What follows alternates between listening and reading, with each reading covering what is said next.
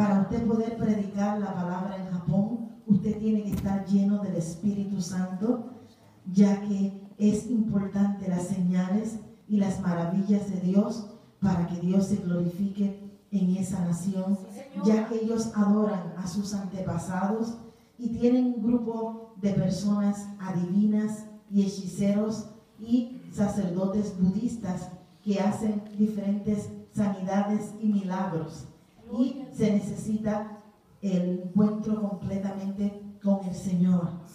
Hay diferentes congregaciones, pero la mayor parte de las congregaciones están envueltas con la adoración a los antepasados, ya que cuando hubo la Segunda Guerra Mundial, el señor MacArthur mandó a pedir misioneros al Japón, y los misioneros que fueron personas tradicionales, de iglesias tradicionales, que no creían en el bautismo del Espíritu Santo. Por lo tanto, se envolvió la idolatría de Japón junto con la Biblia. Y usted ve pastores en las iglesias que son pastores y tienen su Biblia, pero todavía tienen en su casa un altar a los muertos. Y todavía van a la tumba a sacrificar a los muertos. En las iglesias y en los templos, usted ve los retratos de los muertos y se adoran. Y cuando llega el Día de los Muertos, los pastores hacen un servicio dedicado a los muertos dentro de la iglesia. Así que cuando yo voy a Japón,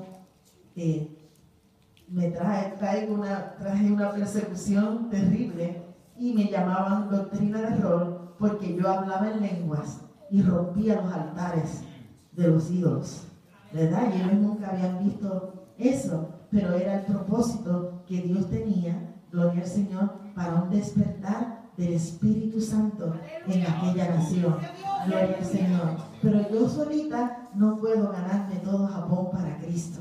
Necesito ayuda, necesito hermanos que vayan y exploren esas áreas, gloria al Señor, para yo servirle a usted, de ser responsable por usted al gobierno de Japón, y entonces así poder abrir iglesias, gloria al Señor, de todos los movimientos que sean llenos del Espíritu Santo, para que muchas almas vengan a los pies de Cristo. Gloria al Señor. Yo les voy a contar mi testimonio. A la edad de 8 años, yo recibí a Cristo como mi Salvador personal. Y estaba bien pequeñita, y mi familia está dividida en la religión, como toda familia puertorriqueña. Unos son evangélicos, otros son católicos, otros son espiritistas. Pues mi familia estaba bien dividida en la religión. Y mi padre me llevaba bien temprano en la mañana a la iglesia católica, donde yo hice todos los ritos de la iglesia católica, la primera comunión, la confesión, todas las cosas. Y como la misa era en latín, yo me entretenía mirando las imágenes que habían en la iglesia católica, y me tocaba mucho el corazón cuando veía a Jesucristo clavado en una cruz. Así que todos los domingos yo me sentaba, no a oír al sacerdote porque no lo entendía, pero así a mirar las imágenes. Y cuando venía el día de la procesión, lloraba mucho porque veía a Jesús tan sacrificado, ¿verdad?, por nosotros. Pero que mi abuelita era cristiana, de parte de mi padre, y ella pues me llevaba con ella a la iglesia. Y cuando me llevaba a la iglesia, me llevaban a la escuelita bíblica. Y en la escuelita bíblica me enseñaban a Jesucristo vivo y lleno de poder, porque la maestra de escuela bíblica nos enseñaba las historias de la Biblia. Me enseñó el Salmo 23, el Salmo 24, hay poder en la sangre de Jesús, y el corito en la cruz. Y yo, el himno en la cruz, y yo me sentía muy contenta porque veía ahora un Cristo que estaba vivo, pero que salía de ahí. Y mi abuelita me tenía otro traje, la otra abuelita, porque ella era una de las fundadoras de las escuelas de Consejo Moral de Espiritismo. Así que mi abuela la sentaba en una silla y ella comenzaba a evocar espíritus inmundos, y unas veces venía brava, otras veces venía riéndose, diferentes cosas. Y yo la miraba ahí y ella hacía milagros y muchas cosas ocurrían en aquel templo. Y ellos estudiaban la Biblia según el espiritismo, que es el Evangelio de Alan Carlet, la Biblia, el Evangelio según el espiritismo. Ellos toman las partes de la Biblia moral solamente. Así que mi abuela la sentaban en ese sillón y ella hacía ¡ah! Y así hablaba la gente. Y yo le tenía un terror a mi abuela porque era una cosa terrible. Y había un hombre con un mallete que le decía: espíritu inmundo, ven en paz, en el nombre de Jesús.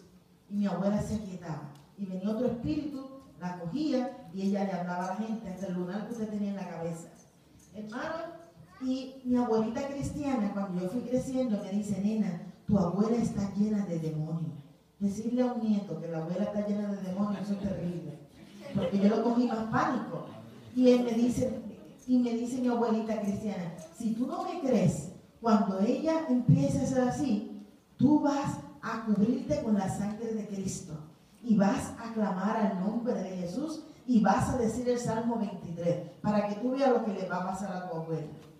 Bueno, pues yo como niña al fin me senté en la primera silla y cuando abuela decía ¡ah! Así, yo decía: la sangre de Cristo, me cubro con la sangre de Jesús. Jehová es mi pastor, nada me faltará, en lugares dedicados pastor me hará descansar. Y en mi mente cantaba el corito y los himnos de hay poder en la sangre de Jesús. Rápido venía el hombre del mallete y le decía a mi mamá: saque esa niña para afuera. Y yo lo decía en mi mente, hermanos, porque esa niña tiene un espíritu contrario a este lugar. Y me echaban afuera a jugar. Entonces yo iba aprendiendo que Jesucristo no tenía que ver nada con el espiritismo, porque sí, aunque mencionaban a Jesús y decían que Jesucristo era el espíritu principal, Él no estaba allí, porque cuando yo lo clamaba, me sacaban fuera.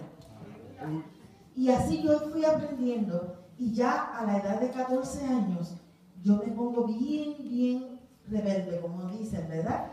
Y yo le digo a mi mamá: yo no voy más para el centro espiritista, ni para la iglesia católica, ni voy tampoco con abuela para la iglesia. Yo quiero averiguar dónde está el Dios verdadero. Y como todos los 3 sitios tenían la Biblia, yo dije: yo voy a leer la Biblia en orden, empezando desde el libro de Génesis. En orden, yo me voy a leer la Biblia a ver quién es el Dios verdadero y dónde está el Dios verdadero. Porque yo tenía en mi cabeza un arroz frito de religiones. Mi hermano ya estaba estudiando con los testigos de Jehová y eso era otra doctrina distinta. Así que yo empecé a leer la Biblia, me compré una caja de Magic Markers y empecé a leer la Biblia en orden.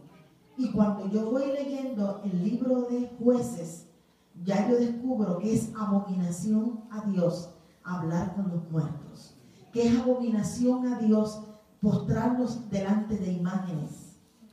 Y todo lo que me habían enseñado de niña era una mentira. Lo único que estaba en la Biblia era ese Salmo 23, ese Salmo 24 y las historias de Jesucristo las encontré ahí. Y es entonces que yo sigo leyendo la palabra de Dios y cuando llego al libro de Jueces, escucho y leo cuando Dios habla a Gedeón: quita los ídolos de tu casa. Y habían en los ídolos de Acera y los ídolos de Baal, ¿verdad? Así que él, como era un hombre tímido, se levanta en la noche y destruye esos ídolos. Así que yo me leí esa historia y ya yo había, por todo el libro de Jueces, usted ve la historia cuando el pueblo adora ídolos, no hay victoria, no hay bendición, sino que venía el enemigo en lo físico y en lo espiritual y les robaba todo lo que ellos tenían. Así que yo le digo al Señor: bueno, en mi casa está llena de ídolos. Mi mamá tenía un altar con indios, porque ella estaba junto con la santería, con el espiritismo de mi abuela, y más tenía ídolos católicos, más tenía una suma de libros que ella oraba con esos libros. Tenía unas fuentes con agua donde ella se despojaba. Yo me levanto bien temprano por la mañana, ella me lleva a la escuela, yo me regreso de la escuela, agarro un martillo a los Gigi Ávila y le meto el martillo a todos los ídolos de mi mamá. Le volé la cabeza a los indios, le volé la cabeza a las imágenes, las estiré en una funda, le pegué fuego a los libros de oración y destruí todo lo que había en mi casa de idolatría. Dejé la casa limpia.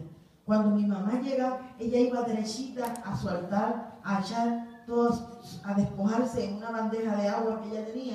No había agua, no había bandeja, lo único que había era una Biblia abierta en aquel altar. Aleluya. Cuando mi mamá vio eso, me gritó: Imelda, tú eres un hereje. Hermanos, y me dieron la pela de moza. Me dieron galletazos. Hermano, usted no se imagina todos los galletazos que mi mamá me dio. Y yo me fui a la cama esa noche llorando, bien triste. Y me duermo. Y a medianoche, ya para la madrugada, yo siento una mano que me toca en el pecho. Y yo en mi mente dije: si yo no me levanto rápido, aquí mismo mi mamá me va a dar la otra pela. Así que me voy a levantar, y cuando me siento en la cama y abro mis ojos, no era mi mamá. Era un hombre bien alto, vestido de blanco, que el rostro le brillaba como el sol. No puedo decirle qué color tenía los ojos y si era balbú, porque no pude distinguir su rostro, porque el brillo era tan grande que me cegó. Yo lo que hice fue que me arropé de pies a cabeza con la sábana, y aún a través de la sábana aquel brillo salía. Y cuando me habla, me dice: no temas, yo soy Jesús. De ahora en adelante escudriña mi palabra. Y entonces yo entendí que tenía que leer la palabra del Señor. Le dejé aquella Biblia a mi mamá y me fui a la librería y me compré otra Biblia. Desde ese momento, hermano, mi hobby es comprar Biblias nuevas. Siempre usted me va a ver con una Biblia nueva en la mano. Yo compro una Biblia nueva, la lleno de muñequitos, la marco toda, y cuando termino esa la engancho y compro otra. Gloria al Señor, porque mientras más escudriño la palabra de Dios, descubro cosas nuevas. Gloria al Señor, porque esta palabra no termina. Es vida, es bendición. Aleluya. Y tenemos que escudriñar la palabra de Dios para que nadie te engañe. Gloria a Dios, porque Dios quiere hablar a tu vida. Y así seguí, hermano, leyendo la Biblia. Y ya yo de niña había tenido unas experiencias con el Señor bien hermosas, porque en una escuelita de verano, yo voy cuando tenía 8 años, en esa escuelita de verano, ya Dios venía tocando mi vida, porque la maestra nos invitó en la escuelita de verano a recibir a Cristo. Y así que a los 8 años yo recibí a Jesucristo, y esa escuelita de verano era todo sobre la resurrección de Cristo. Y la maestra se tiraba en el piso y se hacía la muerta para que nosotros oráramos por ella, y ella se levantaba y se quedaba un ratito así achocada, y nosotros orábamos por ella para que ella se levantara de los muertos. Y ella, cuando se levantaba, abría los ojos, y nosotros pues nos gozábamos y decíamos aleluya y gloria a Dios, porque la maestra resucitó. Pero ¿qué pasa? Que ella nos enseñó a orar por los muertos, para que los muertos fueran resucitados. En estos últimos días, esa unción se ha perdido dentro de la iglesia.